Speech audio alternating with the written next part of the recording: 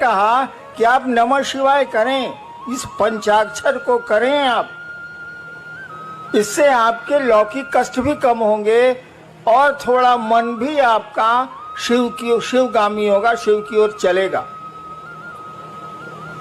नमः शिवाय करने का तो दो ही तरीका है।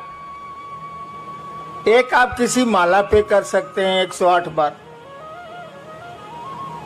दूसरा, सांस प्रश्वास भी एक माला है। माला कई तरह की होती है, कमल गट्टे की भी होती है, रुद्राक्ष की भी होती है, किसी चीज की हो सकती है, तुलसी की भी होती है। सांसों की माला भी माला ही है। हमारी आपकी सांस चलती है ना, ये 24 घंटे में 27,600 बार चलती है, जैसा मुझको याद है। यानी सांसों की भी माला है। सांसों की माला पर मंत्रों का आवागमन, मंत्र आए और गए, आवागमन देखा जाता है।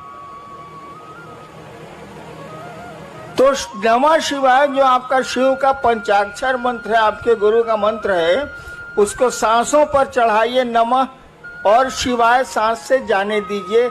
ये आप जब याद पड़े 5 बार, 2 बार, 3 बार अपने गुरु को प्रणाम करिए नमः शिवाय से। खिचड़ी मत करिएगा। बहुत लोग करते हैं क्या कि सांस पर भी कर रहे हैं और माला पर गिनती भी कर रहे हैं। मैंने स्टेशन जाने के लिए एक टांग रिक्शा पर रखे, एक टांग बस पर रखे, साले चितरा नहीं जाएगा। हम बताइए, हमको अभी स्टेशन जाना है, कल जाना है स्टेशन, हम एक टांग रखे टेम्पो में, एक टांग रखे बस में, तो मेरा क्या हाल होगा? अरे कोई एक ही सिस्टम ना अप्लाई कीजिएगा। जब मन करे आप टेम्पो से जाइए, मन करे बस से जाइए, दोनों पर एक के साथ कैसे चढ़िएगा? ठीक उसी तरह से सांसों पर अगर मंत्रों का जप होगा, उसकी गिनती नहीं होती। गिनती तो किसी की नहीं होती। रुद्राक्ष के माला की भी गिनती नहीं होती, क्योंकि गिनती किया हुआ है, तो गिनती कौन सी कर रहे हैं? अरे भैया 108 बार माला में डाला हुआ है ये बीड्स, जिसको अंग्रेजी में कहते हैं दाना, तो उसको गिनती कौन सी कर रहे हैं? नमः शिवाय 108 बार, वो तो गिनती किया हुआ है। सांस आपकी गिनती की हुई है, ये 24 घंटे में इतनी ही बार चलेगी। तो गिनती नहीं करनी है, न माला पर गिनती करनी है, न सांस पर गिनती करनी है। अरे नमः शिवाय करना है। तो माला और सांस खिचड़ी मत बनाइएगा। एगो टांग टेम्पो पर, एगो टांग बस पर, ये माफिक चलबे नहीं बाबा, ये नहीं चलेगा। माला पर करिए, स्वतंत्र रूप से करिए, सांस पर करिए, स्वतंत्र रूप से करिए, और करिए तो माने मंत्रों में शिष्यानुभूति पढ़िएगा, मैंने लिखी है। मंत्रों में भाव प्रवेश आवश्यक है।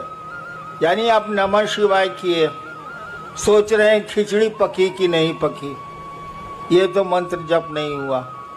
नमः शिवाय किया तो सोचिए कि अपने शिव को, नमः शिवाय का मानी क्या है? शिव को प्रणाम।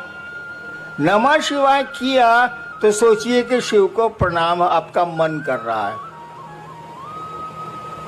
सोचिए, शरीर नहीं झुकाना है, हाथ नहीं उठाना है, मन आपका शिव को प्रणाम कर रहा है। दोबारा फिर नमः शिवाय करिए तो सोचिए कि मन आपका शिव को प्रणाम कर रहा है। इस तरह से 108 बार करिए। इस तरह से सांसों पर जपिए। सांस पर जपिएगा तो याद पड़ जाएगा, उसमें दिक्कत नहीं है। लेकिन माला पे, माला जैसे कीजिएगा खिचड़ी याद आने लगेगी, चोखा याद आने लगेगा, अचार याद आने लगेगा। इसीलिए सोचिए कि नमः शिवाय का अर्थ होता है शिव को प्रणाम। आपका मन शिव को प्रणाम करे, तब नमः शिवाय का अर्थ हुआ, नहीं तो नमः शिवाय का क्या अर्थ?